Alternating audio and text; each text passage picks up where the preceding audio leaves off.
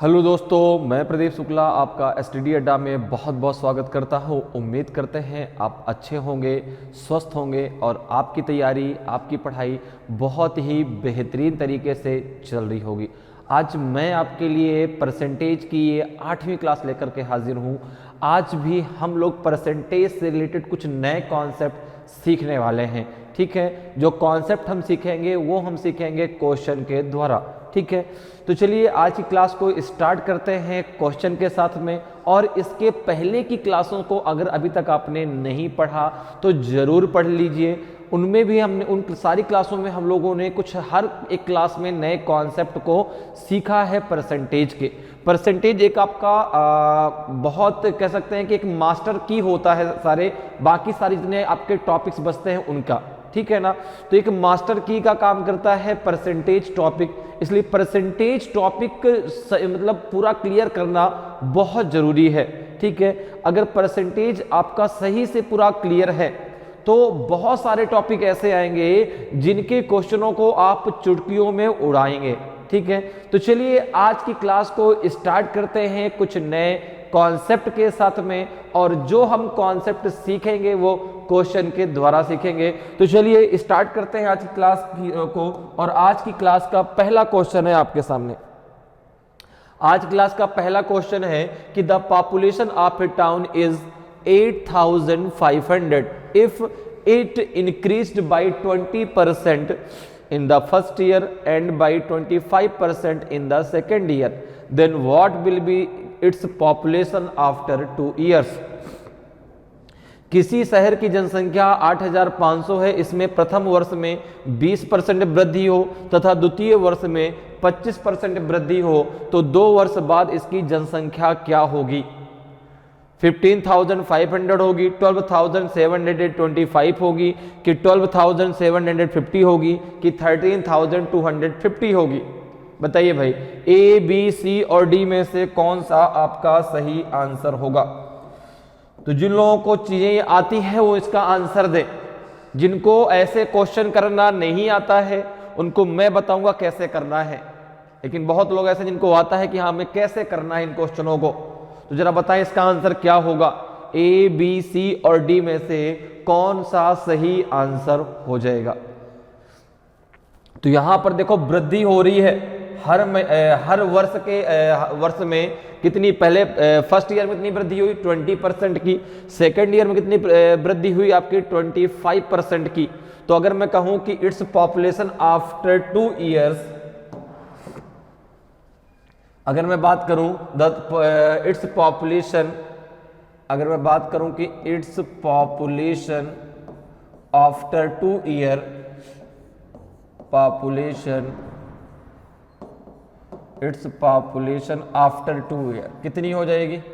After 2 years, 2 years कितनी हो जाएगी?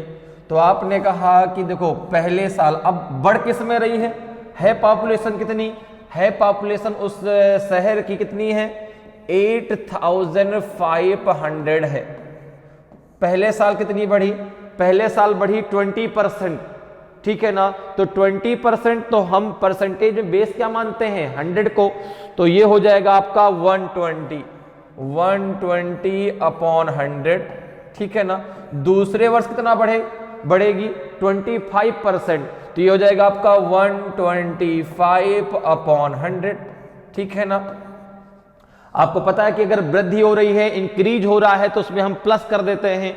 अगर यही कमी हो रही होती, डिक्रीज हो रहा होता तो क्या करते? माइनस कर देते। ठीक है ना, तो पहले 20% की वृद्धि तो 120 हो गया, फिर 25% की वृद्धि तो कितना हो गया? 125 हो गया, डिवाइडेड बाई 100। अब देखिए जरा इसको सॉल्व कर लीजिए, इसको सॉल्व करिए, आपको आंसर मिल जाएगा। देखिए कितना आएगा इसको सॉल्व करने पे। तो ये जीरो से दोनों जीरो कैंसिल हो जाएंगे, इन दोनों एक जीरो से एक जीरो ये कैंसिल हो जाएगा। नहीं, इसको ऐसे करो, यहाँ पे इसको कट कर दो, किससे? आप जो है इसको कट कर दो आप 25 से, 25 से कट कर दो। 25 5 जा 125, 25 4 जा आपका हो जाएगा कितना? 100। 4 से इसको कट कर दो, 4 3 जा 12 हो जाएगा। ये आ जाएगा आपका कितना? 30 आ जाएगा। ठीक है ना, तो अब ये देखो कितना हो जाएगा, ये हो जाएगा आपका 85 इंटू 15 या कहते हैं 150। ओके, अब जरा इसको आप कर लो, कितना आ जाएगा, 0 आएगा। 15 5 जा 75, तो 5 आया, 7 कैरी हुआ। 15 8 जा 120, 7 कैरी हुआ था, तो 120 में 7 ऐड कर दीजिए, ये हो जाएगा 127। तो जो है 2 साल के बाद उसकी जो पॉपुलेशन है वो कितनी हो जाएगी, हो जाएगी आपकी 12,750, 12,750 हो जाएगी। ऑप्शन सी आपका सही आंसर हो जाएगा। ठीक है ना, 2 वर्ष बाद जनसंख्या कितनी हो जाएगी आपकी, तो 12,750 हो जाएगी। चलिए आगे बढ़ते हैं, अगले क्वेश्चन पे चलते हैं। अगले क्वेश्चन का जरा आंसर बताएं भाई, अगले क्वेश्चन का आंसर बताइए क्या होगा। क्वेश्चन आपसे कह रहा है कि the value of a property depreciates every year by 10% as compared to its initial year. If the present value of the property is 81,000, then what was its value 2 years ago? किसी संपत्ति का मूल्य प्रति वर्ष उसके प्रारंभिक वर्ष की तुलना में 10% कम हो जाता है यदि संपत्ति का वर्तमान मूल्य 81,000 रुपए हो, तो 2 वर्ष पहले उसका मूल्य कितना था। अब देखिए, आज का मूल्य आपको दिया गया है, प्रेजेंट का मूल्य इसका दिया गया है, आपसे उसका जो है 2 वर्ष पहले का पूछा गया है। 2 years एगो उसका मूल्य क्या था वो आपसे पूछा गया है। बताइए भाई, 1 लाख था, 85,000 था, कि 1,08,000 था, कि नन ऑफ दीज इनमें से कोई नहीं। ए बी सी और डी में से कौन सा आंसर आपका सही होगा। देखो, प्रारंभिक वर्ष की तुलना में 10% कम हो जाता है, तो यह जो आपको मूल्य दिया है यह 2 वर्ष बाद जो कम हुआ उसका दिया है ना। 2 वर्ष पहले क्या मूल्य था वो आपको बताना है। तो जैसे आपने कहा कि आपने माना कि 2 वर्ष पहले इसका मूल्य जो है कितना था, मान लो सपोज करो ए था कि इट्स वैल्यू 2 years एगो, let the value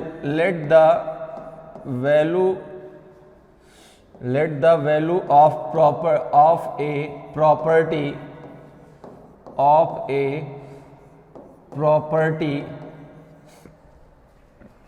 2 years ago, 2 years ago कितना मान लें आप, ए मान लें। ठीक है ना, कितना मान लिया आपने, ए मान लिया। ठीक है, आज ठंड बहुत ज़्यादा है ना, ठंड की वजह से हाथ नहीं चल रहा, इतनी ज़्यादा ठंड है। ठीक है, लेकिन चाहे कुछ भी हो हम अपने इस काम को रोकेंगे नहीं, चाहे कितनी भी ठंड आ जाए, कुछ भी हो, लेकिन हमारी जो तैयारी है वो सतत चलती रहेगी। ठीक है, हमारी जो पढ़ाई है वो लगातार चलती रहेगी, वो किसी रुकावटों से रुकने वाली नहीं है। ठीक है, तो इसका जरा आंसर देखिए क्या होगा। तो देखिए कि हमने मान लिया कि उस प्रॉपर्टी की जो वैल्यू थी वो 2 साल पहले ए थी। ठीक है, अब जरा देखिए क्या कह रहा है कि अब देखो कम प्रत्येक वर्ष 10% कम हो जाती है। ठीक है, तो देखो भाई अब यहां पर ए में, भाई ए थी, ए में 10% कम हो गई, मतलब कितना हो गया, 90/10 100 हो गया। ठीक है ना, फिर 2 साल अगले साल फिर से 10% कम हुई, तो 90/100 कितना हो गया, ये हो गया आपका किसके बराबर में, 81,000 के बराबर में। क्योंकि जब 2 साल के बाद उसमें जब 10% की जब कमी हो गई, तो वहां पर जो है कितना हो गया, 81,000 रुपीज हो गई। तो हमने मान लिया कि उसकी जो इनिशियल प्रॉपर्टी की वैल्यू जो 2 साल पहले थी वो थी उसकी वैल्यू ए। ठीक है, तो उस समय पर अगर देखें तो a इंटू, अब देखो 1 साल में 10% घट गई, 1 साल में 10% घट गई, और किसके बराबर में हो गई, 81,000 रुपीज के बराबर हो गई। अब अगर मैं a की वैल्यू निकालूं यहां से, देखो कितना निकल के आता है, a इक्वल्स टू हो जाएगा आपका 81,000 इंटू 100/90 इंटू 100/90 हो जाएगा। ये दोनों जीरो से दोनों जीरो कट जाएंगे, 9 9 जा 81, तो यहाँ पे 1 आ जाएगा। ठीक है ना, तो a इक्वल्स टू कितना आ जाएगा आपका 100000। तो तो a इक्वल्स टू आ जाएगा आपका 1 लाख। कितना आ जाएगा? 1 लाख आ जाएगा। 2 वर्ष पहले जो उसका मूल्य था, ठीक है ना, उस प्रॉपर्टी की जो वैल्यू थी आपकी 2 ईयर्स एगो, वो थी 1 लाख। ऑप्शन ए आपका सही आंसर होगा। ठीक है, 2 वर्ष पहले उस प्रॉपर्टी का मूल्य कितना था?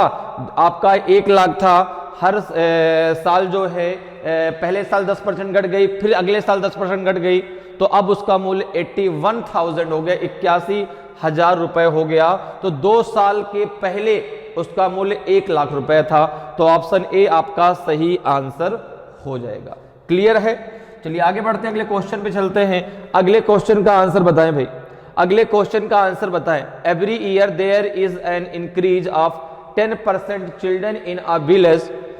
If the number of children in the year 2015 is 2000, then what will be the number of children in the year 2018। एक गांव में प्रतिवर्ष 10% बच्चों की वृद्धि होती है। यदि वर्ष 2015 में बच्चों की संख्या 2000 हो, तो वर्ष 2018 में बच्चों की संख्या कितनी होगी? बताइए भाई, बहुत ही सिंपल सा क्वेश्चन है। बताएं इसका आंसर क्या होगा? 2652 होगा कि 5665 होगा कि 2662 होगा कि आपका जो है 6000 होगा? बताइए ए, बी, सी और डी में से कौन सा आपका सही आंसर होगा? तो यहां पर देखो, जो ये संख्या दी गई है 2015 में दी गई है और आपसे पूछ रहा है 2018 की जनसंख्या, और हर साल प्रति वर्ष 10% बच्चों की संख्या क्या हो जाती है? बढ़ जाती है। तो अगर हम बात करें कि 2018 में बच्चों की संख्या कितनी होगी, ठीक है ना, the number of children in the number of children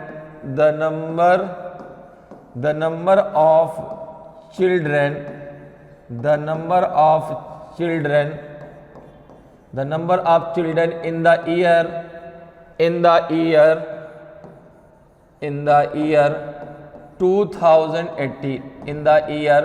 2018 2018 में बच्चों की संख्या कितनी हो जाएगी? तो आपने कहा कि भाई 2015 में कितनी थी? 2015 में थी जो है ये आपकी 2015 में थी ये कितनी? 2015 में थी ये 2000, ठीक है ना। 2015 कितनी थी? 2000 थी ना, ठीक है ना, 2000। ओके, अब देखो 2000, अब इसके बाद हर साल क्या है? 10% बढ़ रही है। तो पहले साल 10% बढ़ गई, तो 110 बटा कितना हो गया? 100, ठीक है ना। फिर 10% बढ़ गई, तो ये हो जाएगा 100। अब कितनी बार बढ़ेगी? कितनी बार बढ़ेगी? तो आपने कहा 3 बार बढ़ेगी, 3 टाइम्स बढ़ेगी। क्यों? 2015 में बढ़ी, फिर 2016 में, ठीक है ना भाई, 2015-16 में बढ़ी, 16-17 में बढ़ी, 17 से 18 में बढ़ेगी, तो 3 बार बढ़ेगी, तो 3 टाइम्स होगा, तो इनटू फिर से क्या हो जाएगा आपका 110/100, ठीक है ना। पहली बार 2015-16 में बढ़ी, फिर 16-17 में बढ़ी, फिर 17 से 18 में बढ़ी, और 2018 में तो पूछ रहा है। तो अब देखिए जो है यहां पे कितना हो जाएगा, इसको जरा सॉल्व कर लीजिए, कितना आ जाएगा ये। तो यहां पे जब इसको सॉल्व करेंगे तो ये दोनों जीरो से कैंसिल हो गए, ये दोनों जीरो, एक जीरो ये हो गया, एक जीरो ये हो गया, ये दोनों जीरो इन दोनों जीरो से कैंसिल हो गए, ठीक है ना। अब ये कितना बचेगा? ये बचेगा आपका 2 × 11 × 11 × 11 बचेगा। अच्छा, 11 का 3 टाइम्स जब मल्टीप्लाई करते तो ये होता है आपका 1331, 1331 होता है, ठीक है ना। 11 का क्यूब कितना होता है? 11 का स्क्वायर होता है 121 और 11 का क्यूब होता है आपका 1331, ठीक है ना। तो 1331 आपका हो जाएगा। अब जरा देखें, इसका मल्टीप्लाई कर दीजिए, इसमें कितना हो जाएगा? 2 1 जा 2, 2 3 जा 6, 2 3 जा 6 और 2 1 जा 2। कितनी जनसंख्या है? जनसंख्या है 2662, ठीक है ना। तो अब 2018 में जो बच्चों की जनसंख्या हो जाएगी वो 2662 हो जाएगी। ऑप्शन सी आपका सही आंसर हो जाएगा, ठीक है ना। जब 10% बच्चों की हर साल वृद्धि होगी, तो 2015 में यदि 2000 थी, तो 2018 में कितनी हो जाएगी आपकी? 2662 हो जाएगी। ऑप्शन आपका जो है सी बिल्कुल सही आंसर होगा। तो समझ में आ रहा है कैसे आप बहुत आसान तरीके से ऐसे क्वेश्चनों को सॉल्व कर सकते हैं। या कहीं भी आपको कोई एक्स मानने की जरूरत नहीं है। डायरेक्ट आप 100 से इनको करिए, ठीक है ना। 100 आपको पता है कि भाई परसेंटेज की बात जब भी आती है तो उसमें जो बेस होता है वो आपका 100 होता है, ठीक है ना। और 100 को बेस लेकर के हम लोग चलते हैं और शुरू, इसीलिए देखिए मैं आपको आज ये 8वीं क्लास है हम लोग की परसेंटेज की, ठीक है ना। एक एक पॉइंट हम लोगों ने डिस्कस किया है, हर एक टाइप के क्वेश्चनों को हम लोगों ने सॉल्व करना सीखा है कि कैसे आप शॉर्टकट तरीके से आप जो है उन क्वेश्चनों को सॉल्व कर सकते हैं, ठीक है। तो अगर अभी तक आपने उन बाकी क्लासेस को नहीं पढ़ा तो जरूर पढ़ लीजिए भाई। जब कोई भी टॉपिक होता है, जब उसको शुरुआत से आप पढ़ते हैं तब सारी चीजें आपकी क्लियर रहती हैं, ठीक है ना। नहीं 20 से पढ़ा तो एक टाइप तो क्लियर हो गया। हम लोगों ने हर क्लास में कुछ नया पढ़ा है, हर एक टाइप को हम लोगों ने डिस्कस किया है, क्वेश्चन के द्वारा हम लोगों ने कॉन्सेप्ट को समझा है कि कैसे आप जो है इन क्वेश्चनों को सॉल्व कर सकते हैं बिना एक्स माने डायरेक्ट 100 से, ठीक है ना। तो इसका आंसर क्या हो जाएगा आपका, ऑप्शन सी आपका सही आंसर होगा। आगे बढ़ते हैं, अगले क्वेश्चन पे आते हैं। अगले क्वेश्चन का आंसर बताएं। देखिए इस क्वेश्चन का आंसर दीजिए भाई, क्या होगा कि the population of A town increased by 5% in the first year and decrease by 5% in the second year. If its population at the end of the second year is 7,980, then what was the population at the beginning of the first year? Question कह रहा है कि इस किसी कस्बे की जनसंख्या में पहले वर्ष 5% की वृद्धि हुई तथा दूसरे वर्ष 5% की कमी हुई। यदि दूसरे वर्ष के अंत में इसकी जनसंख्या 7,980 हो तो पहले वर्ष के प्रारंभ में जनसंख्या कितनी थी। अब देखिए दूसरे वर्ष के लास्ट की जनसंख्या आपको दी गई है और पहला वर्ष जब शुरू हुआ था तब की जनसंख्या आपसे पूछी गई है और कह रहा है कि पहले वर्ष क्या हुआ, 5% की वृद्धि हुई और दूसरे वर्ष क्या हुआ, 5% की कमी हुई और तब जो है जनसंख्या कितनी हो गई, 7,980। तो आपने माना कि जो पॉपुलेशन जो थी आपकी पहले वर्ष के प्रारंभ में जनसंख्या ए थी। मान लिया आपने माना पहले वर्ष के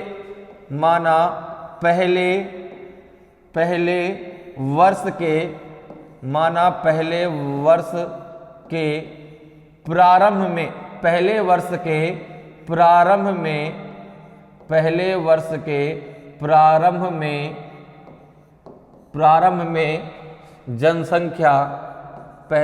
के प्रारंभ में जनसंख्या ए थी। जनसंख्या क्या थी, ए थी, ठीक है ना। जब पहला वर्ष प्रारंभ होता हमने मान लिया कि जब पहले वर्ष के प्रारंभ में जनसंख्या कितनी थी, ए थी।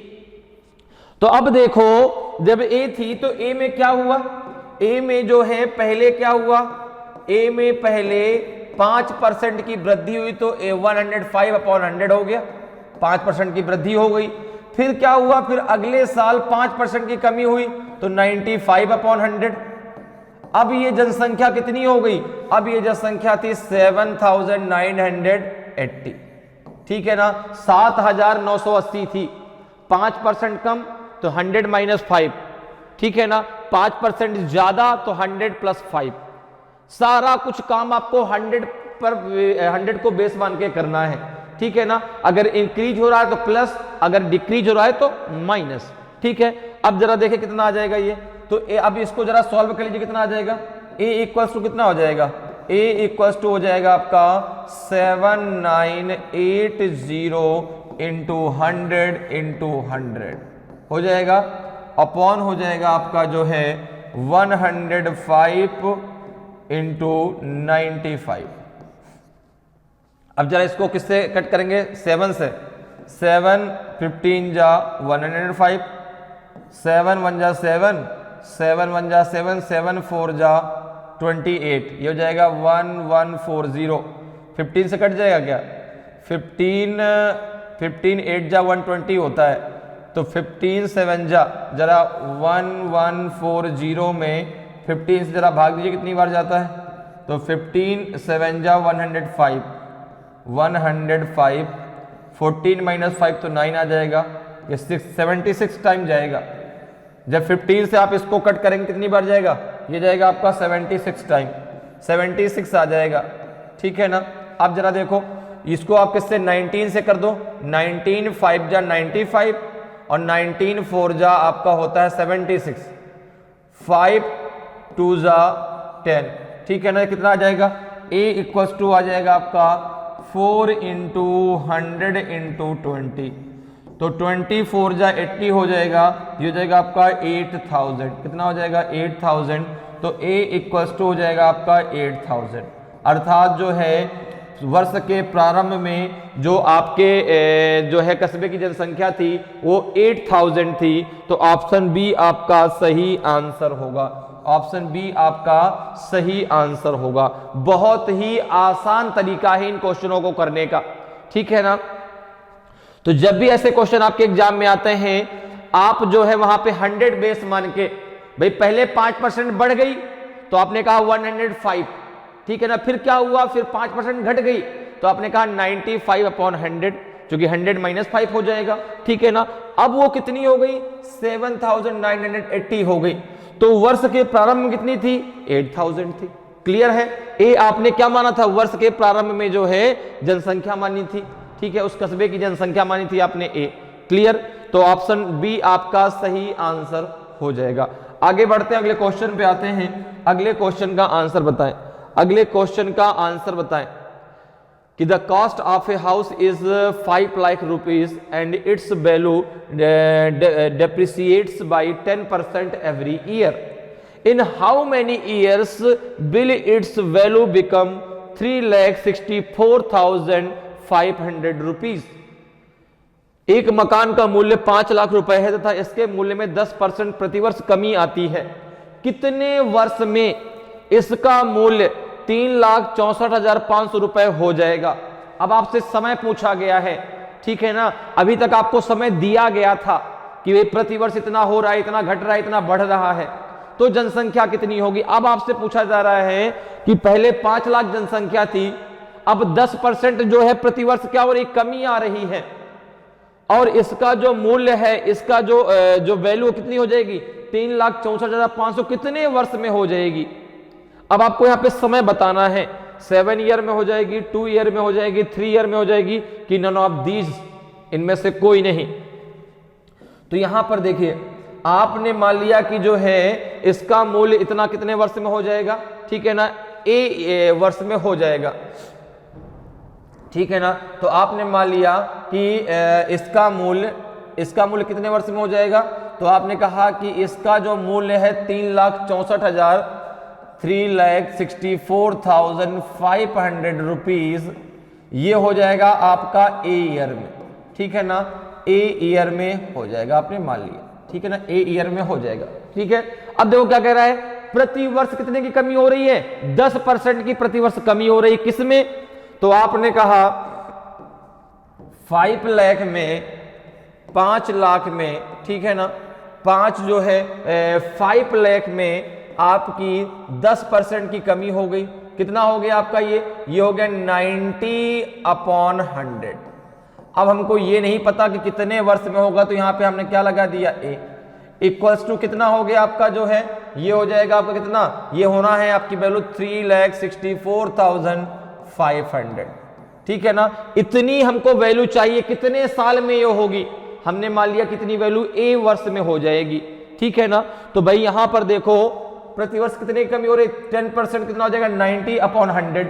मुझे नहीं पता कितने वर्ष में, तो मैंने क्या कर दिया, उसके ऊपर क्या लगा दिया, ए पावर में ए लगा दिया। अब जरा देखो यहां पर कितना हो जाएगा, 0 से 0 कट जाएगा, ये हो जाएगा आपका जो है 9/10 के पावर ए इक्वल्स टू हो जाएगा 3,64,500/5 लाख 345, ठीक है ना, ये 5 लाख हो गया। अब जरा देखिए इसको सॉल्व कर लीजिए, कितना आएगा, ये दोनों जीरो से दोनों जीरो कट जाएंगे, 5 से कटेगा क्या, ये देखो जरा, तो 5 1 जा 5, 5 7 जा 35, बचेगा 114 हो गया, 5 2 जा 10, 5 9 जा 45, तो ये हो जाएगा आपका 729/1000, कितना हो जाएगा, 729/1000 हो जाएगा। अब 729 अपॉन 1000 को आप क्या लिख सकते हैं? तो आपने कहा 9 अपॉन 10 के पावर a इक्वल्स टू, इसको हम लिख सकते हैं 9 अपॉन 10 के पावर होल ऑफ क्यूब लिख सकते हैं। ठीक है ना, लिख सकते हैं कि नहीं लिख सकते? भाई 9 का क्यूब कितना होता है? 729 होता है। 10 का क्यूब कितना होता है? 1000 होता है।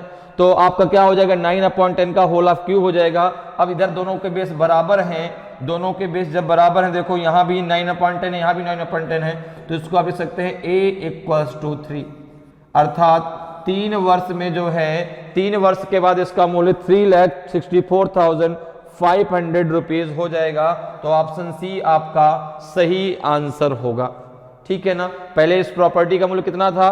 5 लाख रुपीज, 10% प्रति वर्ष घटेगा तो हो जाएगा 3,64,500 कितने साल में? 3 इयर्स में। तो ऑप्शन सी आपका सही आंसर हो जाएगा। क्लियर है?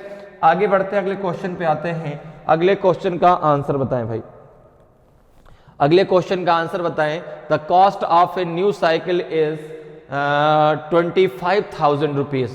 At the end of each year it's value becomes 80% of the value at the beginning of that year. What will be the value of the cycle after 3 years?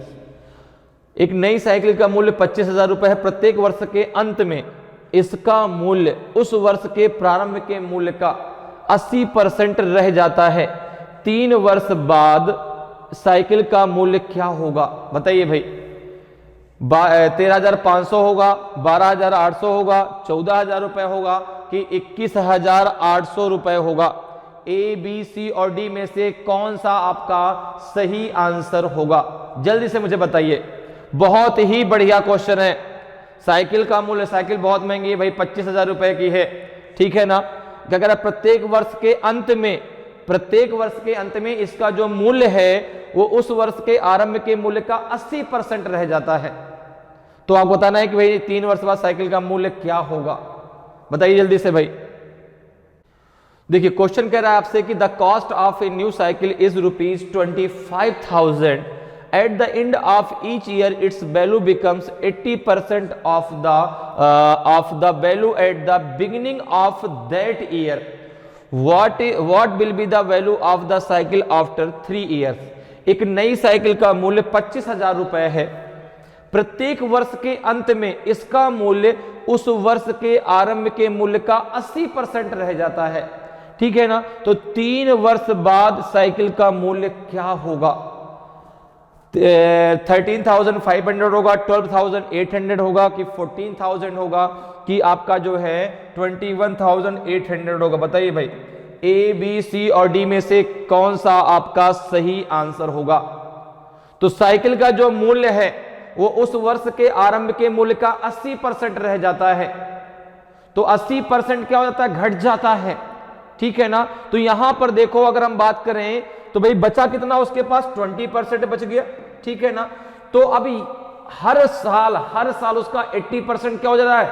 घट जा रहा है। ठीक है ना भाई, वर्ष के आरंभ में 100% था, फिर 80% क्या हो गया? घट गया, फिर 80% घट गया। तो आफ्टर 3 इयर्स उसका मूल्य कितना हो जाएगा? बताइए जरा।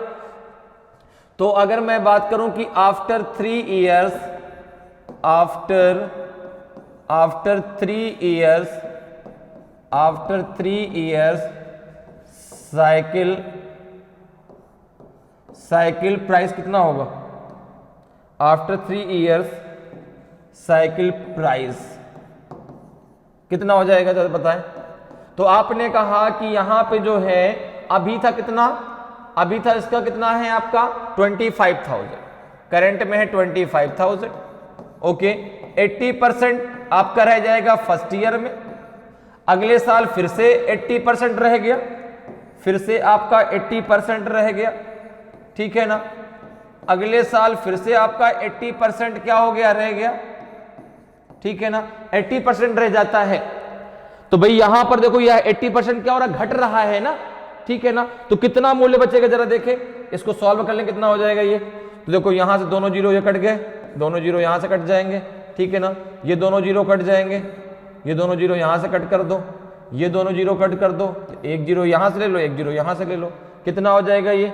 ये हो जाएगा आपका 25 इंटू 8 इंटू 8 इंटू 8, मल्टीप्लाई कर लो कितना आ जाएगा 8 5 जा 40, 0 आ गया और बचेगा आपका 4, 8 2 जा 16, 16 और 4 कितना हो जाएगा 20, ये हो जाएगा आपका 8 8 जा कितना हो जाएगा आपका 64, कितना आ जाएगा ये 0 0 2 4 जा 8, 2 6 जा 12। अब जो रेट है वो 12,800 बचेगा, क्योंकि हर साल 80% क्या हो रहा है उसका घट जा रहा है। तो अब जो मूल्य है वो कितना हो जाएगा आपका 12,800 होगा 3 साल के बाद। तो ऑप्शन बी आपका सही आंसर हो जाएगा। ठीक है ना भाई, अभी 25,000 था, अब जो है वर्ष के आरंभ के मूल्य का 80% रह जाता है, मतलब 80% घट जाता है उसका। ठीक है ना, तो पहले साल 80% घटा, दूसरे साल घटा, तीसरे साल घटा। ठीक है ना, तो कितना हो गया उसका मूल्य 12,800 हो गया। ऑप्शन बी आपका सही आंसर हो जाएगा। क्लियर है, आगे बढ़ते हैं, अगले क्वेश्चन पे आते हैं। अगले क्वेश्चन का आंसर बताएं, अगले क्वेश्चन का आंसर बताइए। The value of a machine depreciates at the rate of 10% per annum. It was bought 3 years ago. If its present value is 87,480 rupees, what its cost price? एक machine का मूल्य 10% वार्षिक दर से घटता है। ठीक है, यह 3 वर्ष पूर्व खरीदी गई थी। यदि उसका वर्तमान मूल्य 87,480 रुपए हो तो इसका क्रय मूल्य कितना था? बताइए भाई, वर्तमान मूल्य इसका दिया गया था, दिया गया है आपको, आपसे पूछा गया था जब ये खरीदी गई थी तब इसका मूल्य क्या था, इसका क्रय मूल्य क्या था, कॉस्ट प्राइस क्या था। क्योंकि जो है 3 वर्ष पूर्व खरीदी गई थी और हर वर्ष जो है इसका जो प्राइस है वो 10% घट जाता है, डिक्रीज हो जाता है। तो अब वर्तमान में इसका प्राइस कितना है?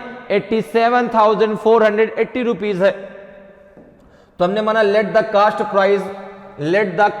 Price of a machine, let the cost price of a machine is A। ठीक है ना, cost price of a machine is क्या हो गया आपका जो है A, हमने मान लिया। ठीक है ना, अब जरा देखें आगे क्या कह रहा है। अब यहां पे जो है कि 10% वार्षिक दर से घटता है और घटने के बाद इतना प्राइस है, तो 3 वर्ष पूर्व खरीदी 3 साल घटेगी, पहले साल, दूसरे साल, तीसरे साल, तब जाके जो है ये 87,480 रुपीज का हो पाएगा। तो यहां पे जरा देखें, ए में पहले साल कितना घटा 10%, कितना हो जाएगा 90/100, दूसरे साल फिर 10% तो 90/100, तीसरे साल फिर से 10% तो 90/100, और अब जो ये मूल्य आ गया कितना हो गया 87,480 रुपीज। ठीक है ना, अब इसका मूल्य कितना हो गया 87,480 रुपीज हो गया। अब जरा देखें, अगर मुझे ए की वैल्यू निकालना कितना आएगा, इसको हम क्या लिख सकते हैं, 0 0 कट कर दो। ठीक है ना, तो हो जाएगा 9/10, तो ए इक्वल्स टू हो जाएगा आपका 87,480 रुपीज इंटू 10 अपॉन हो जाएगा आपका 9 इंटू 9। इसको हम डायरेक्ट 729 लिख सकते हैं, बिल्कुल लिख सकते हैं, या फिर आप इसको ऐसे लिख लें 87,481,2,340 अपॉन 729 का जरा आप 87,480 में जरा भाग दीजिए, कितना आएगा। तो अगर 729 का हम भाग देते हैं, 729 के भाग दे लेते हैं, आपका जो है किसमें आपका है 87,480 में भाग दे लेते, कितना आएगा देखें जरा। पहले 1 टाइम जाएगा, 729 हो जाएगा, कितना आ जाएगा 14 में से 9 गया तो 5, और 6 में से 2 गया तो 4, 1 8 आ जाएगा, 2 बार जाएगा, कितना आ जाएगा 2 9 18, और 2 2 9 4 1 5, 2 से पूरा का पूरा कट जाएगा, ये कितना हो जाएगा 120। तो ये जब इससे आप कट करेंगे कितना आ जाएगा आपका, ये आ जाएगा कितना 12 आ जाएगा, 12 टाइम जाएगा, तो ये हो जाएगा आपका कितना 1 2 4 टाइम 0, 4 टाइम 0 कितना आ जाएगा 1,20,000। 1,20,000 आपका सही आंसर होगा। 1,20,000 था इसका क्रय मूल्य, 1,20,000 था इसका क्रय मूल्य। ए की वैल्यू कितनी निकल के आई 1,20,000, तो 1,20,000 इसका क्या था, कॉस्ट प्राइस था। अब जो है 10% क्या हो गया, हर वर्ष घट गया, तो इसका मूल्य कितना रह गया 87,480 रुपीज। क्लियर। तो इसका कॉस्ट प्राइस कितना था 3 वर्ष पूर्व जब ये खरीदी गई थी 1,20,000 रुपए। ठीक है, चलिए आगे बढ़ते हैं, अगले क्वेश्चन पे आते हैं। अगले क्वेश्चन का आंसर बताएं भाई, अगले क्वेश्चन का आंसर बताइए। The cost price of a machine is 2 lakh rupees if it depreciates at the rate of 10% per annum, then what will be its value after 3 years? एक मशीन का क्रय मूल्य 2 लाख रुपए है, यदि इसका 10% वार्षिक दर से अवमूल्यन हो तो 3 वर्ष बाद इसका मूल्य कितना होगा? बताइए भाई, 1,45,800 होगा, 4,32,300 होगा कि 1,42,600 होगा कि नॉन ऑफ दीज इनमें से कोई नहीं? तो ये देखिए, ये अब आपको जो है क्रय मूल्य कॉस्ट प्राइस दिया गया है और आपसे पूछा जा रहा है कि 3 वर्ष बाद इसका मूल्य क्या होगा। अगर ये हर साल 10% इसका मूल्य गिर जाता है तो देखो करने का तरीका वही से बहुत आसान सा तरीका है जो आप अभी करते आ रहे हैं। अगर मैं कहूं कि after 3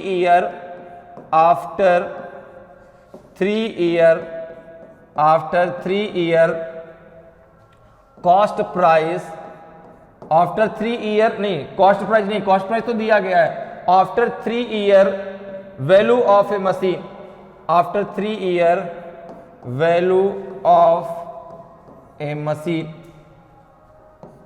value of a machine कितना निकल के आएगा जरा देखें। तो आपने कहा ये निकल के आएगा आपका जो है कितना हो जाएगा, तो आपने कहा अभी है 2 लाख, अभी है 2 लाख रुपए, ठीक है ना। अब हर साल आपका जो है क्या 10% क्या हो रहा है, घट रहा है। तो भाई 100 में से 10% घट गया, कितना बचा 90।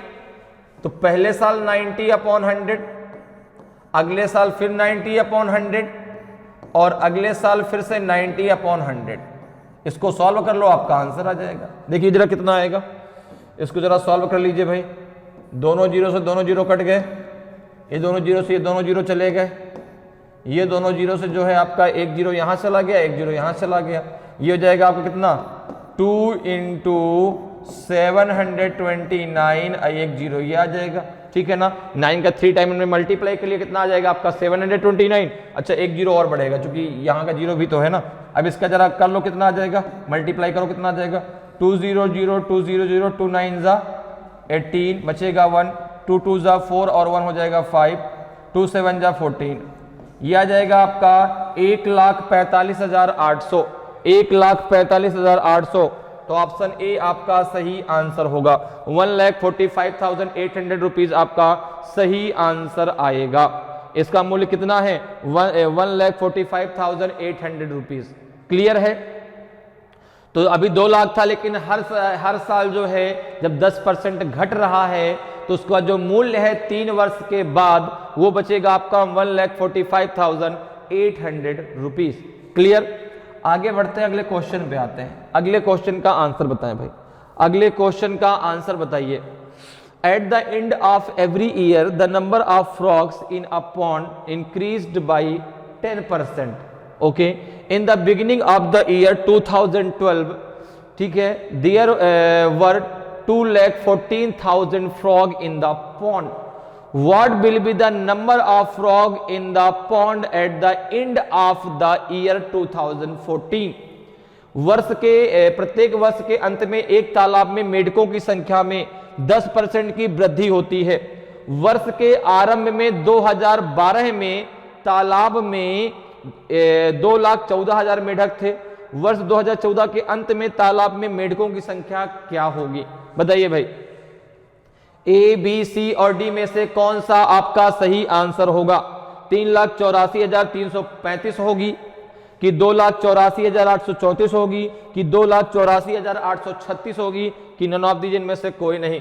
बहुत ही बढ़िया क्वेश्चन है। तो देखिए जो आपको वैल्यू दी गई है ना 2012 का इनिशियल डाटा दिया गया है, ठीक है ना। तो यहां पे साफ लिखा कि in the beginning of the year 2012 there were 2,14,000 frog in the pond. तो ये 2012 का शुरुआती आंकड़ा है और आपसे वर्ष के अंत का आंकड़ा पूछा गया है और हर साल 10% की वृद्धि होती है। तो अगर मैं बात करूं तो देखो ये जो आंकड़ा दिया गया है ये आपको दिया गया है इन द बिगिनिंग ऑफ द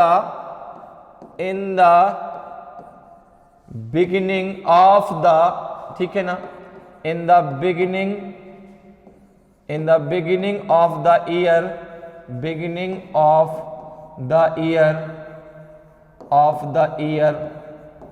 2012, ठीक है ना।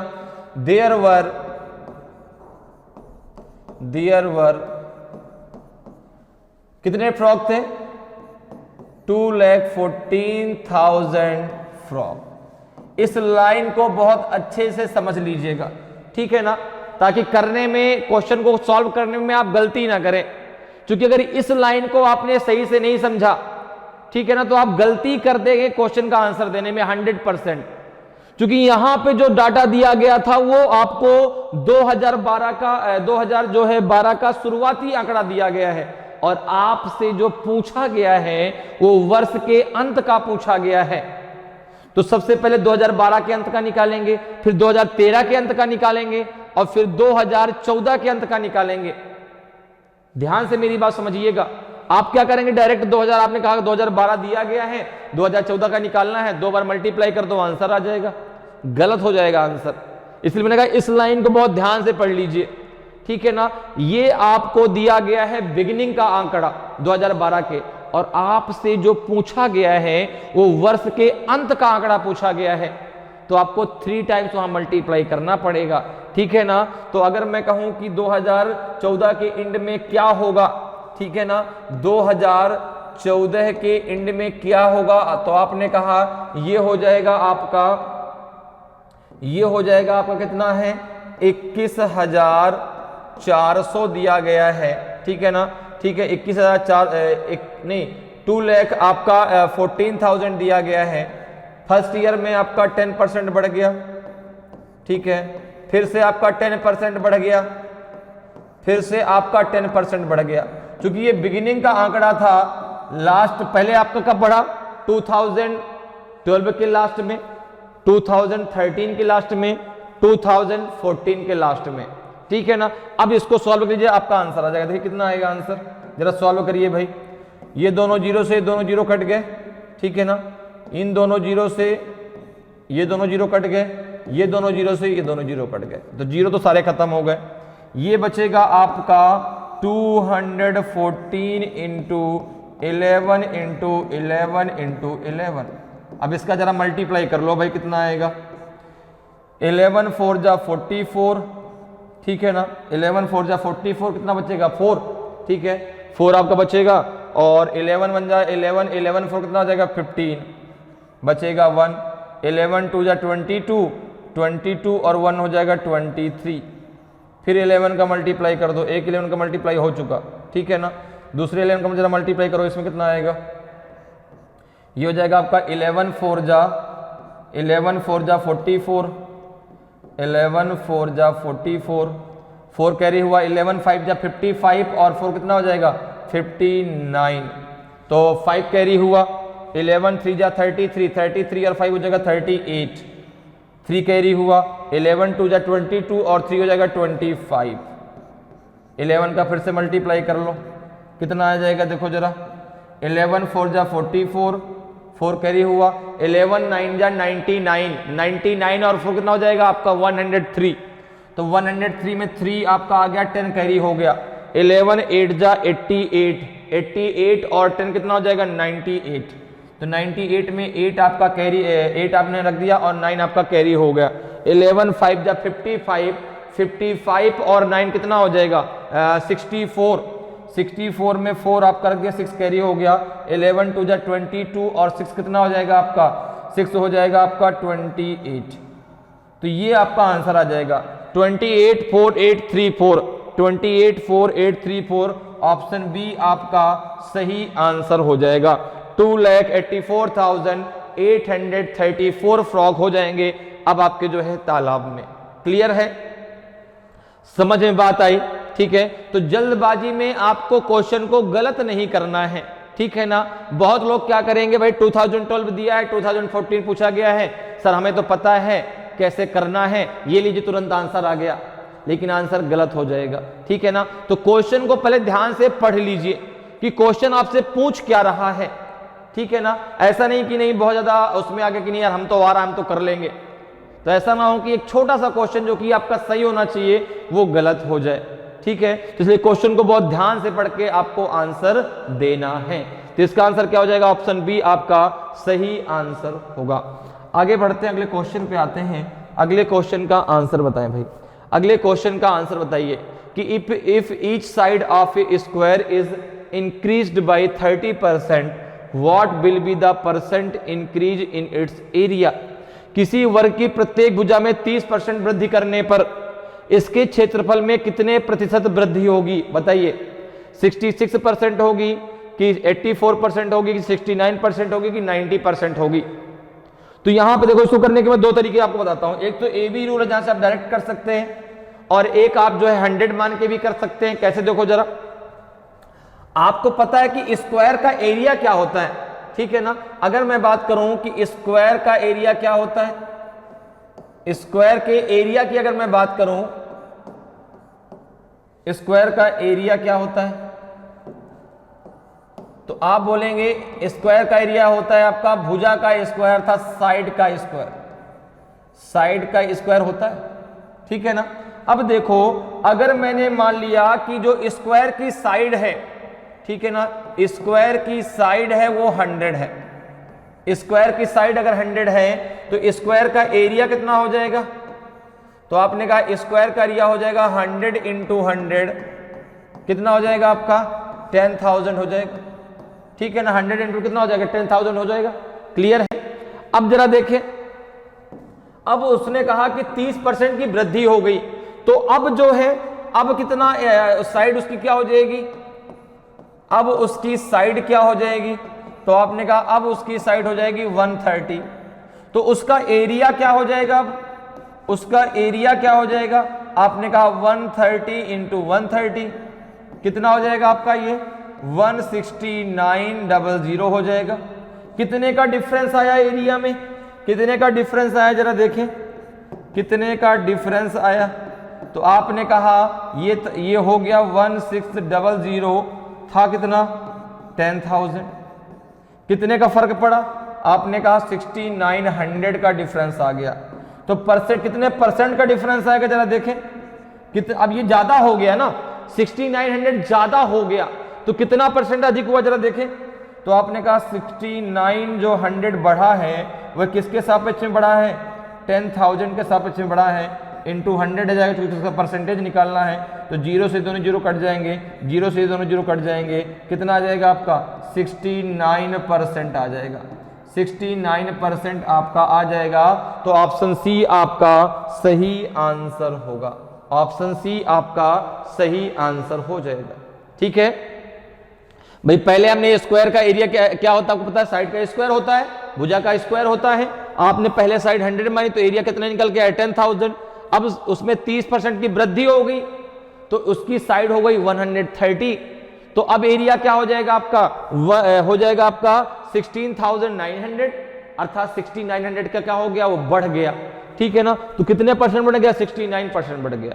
एक तरीका तो ये है, एक तरीका और है जहां पे आप ए बी रूल से भी इस क्वेश्चन को सॉल्व कर सकते हैं। ये ए बी रूल क्या है जरा उसको समझ लीजिए। ठीक है ना, ए बी रूल क्या है, ए बी रूल है a plus B plus A into B upon 100। ठीक है ना, इस रूल के द्वारा भी आप डायरेक्ट इस क्वेश्चन को सॉल्व कर सकते हैं। कैसे, देखो अब भाई भुजा साइड आपकी जो है स्क्वायर में चारों बराबर होती हैं, ठीक है ना। तो यहां पे आपने a बराबर मान लिया कितना 30 और b बराबर भी आपका 30% है, बढ़ गया, ठीक है ना। कितना हो जाएगा आपका 30 + 30 प्लस हो जाएगा 30 × 30 अपॉन 100, ये कितना हो जाएगा, ये हो जाएगा आपका 60 और यहां से कितना आ जाएगा आपका 900 अपॉन 100, 0 से 0 कट जाएगा, कितना आ जाएगा आपका 60 + 9, यह जाएगा आपका 69%, 69%, ठीक है ना। तो इस तरीके से भी आप कर सकते हैं, डायरेक्ट ए बी रूल से डायरेक्ट आप आंसर निकाल सकते हैं, आप 100 मान के भी कर सकते हैं। क्लियर है, मैंने दोनों तरीके आपको बता दिए, क्लियर। चलिए आगे बढ़ते हैं, अगले क्वेश्चन पे आते हैं। अगले क्वेश्चन का जरा आंसर बताएं, अगले क्वेश्चन का आंसर बताइए। By increasing the length and breadth of a square by 40% and 30% respectively, the area of the rectangle obtained will be what % more than the area of the given square. एक वर्ग की लंबाई तथा चौड़ाई में क्रमशः 40% तथा 30% वृद्धि करने पर प्राप्त आयत का क्षेत्रफल दिए गए वर्ग के क्षेत्रफल से कितने प्रतिशत अधिक होगा? बताइए भाई, 80%, 35% कि 82% कि आपका 40%? तो अगर आप इसको 100 मान के लगाते हैं, देखिए सबसे पहले हम स्क्वायर के एरिया की बात करते हैं, सबसे पहले हम स्क्वायर के एरिया की बात करते हैं, ठीक है ना। तो आपने कहा ये होता है साइड का स्क्वायर, क्या होता है, साइड का स्क्वायर होता है। आपने कहा, हमने मान लिया कि स्क्वायर की साइड कितनी थी, स्क्वायर की साइड 100 थी, तो इसका एरिया कितना निकल के आएगा, एरिया निकल के आएगा आपका 100 × 100, ये हो जाएगा आपका 10,000, ठीक है। अब देखो, अब हम बात कर रहे हैं, अब जिसके जो है चौड़ाई में लंबाई में 40% की और चौड़ाई में 30% की वृद्धि कर दी जाती है, तो जो रेक्टेंगल हमें प्राप्त होता है उसका जो क्षेत्रफल है, ठीक है ना, आयत का क्षेत्रफल दिए गए वर्ग के क्षेत्रफल से कितना अधिक हुआ, तो रेक्टेंगल का एरिया क्या होता है। अब हम बात करते हैं रेक्टेंगल के एरिया की, ठीक है ना।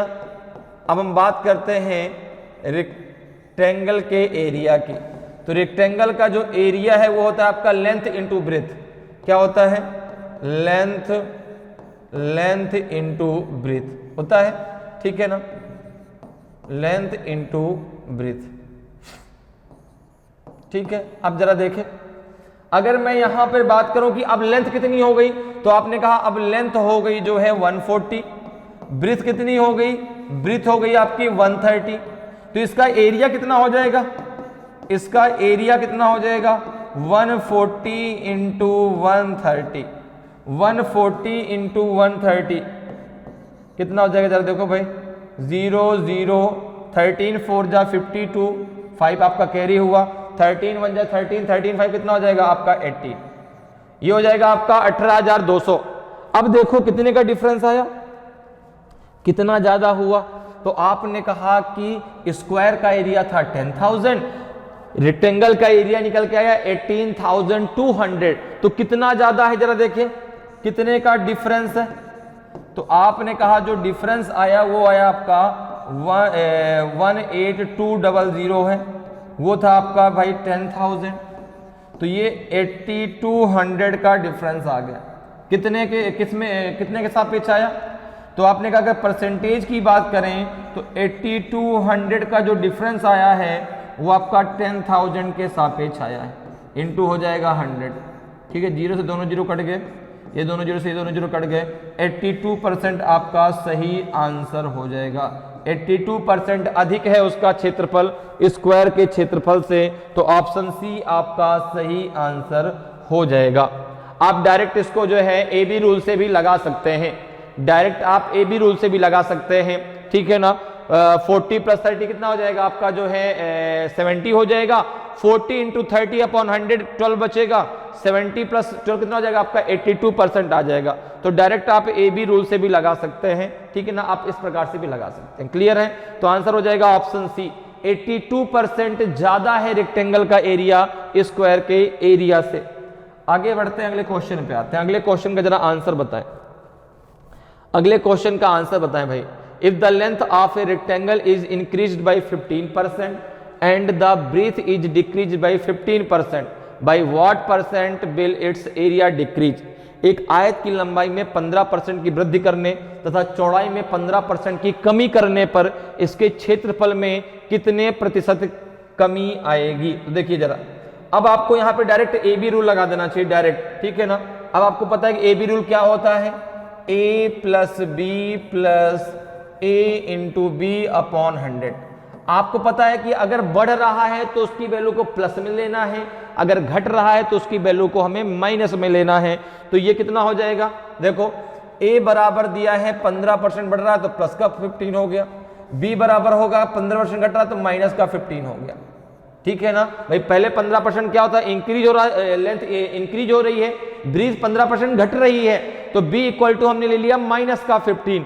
अब जरा इसको रख दीजिए यहां पर, कितना हो जाएगा ये 15 माइनस 15 हो जाएगा प्लस 15 इंटू माइनस 15 अपॉन 100 हो जाएगा।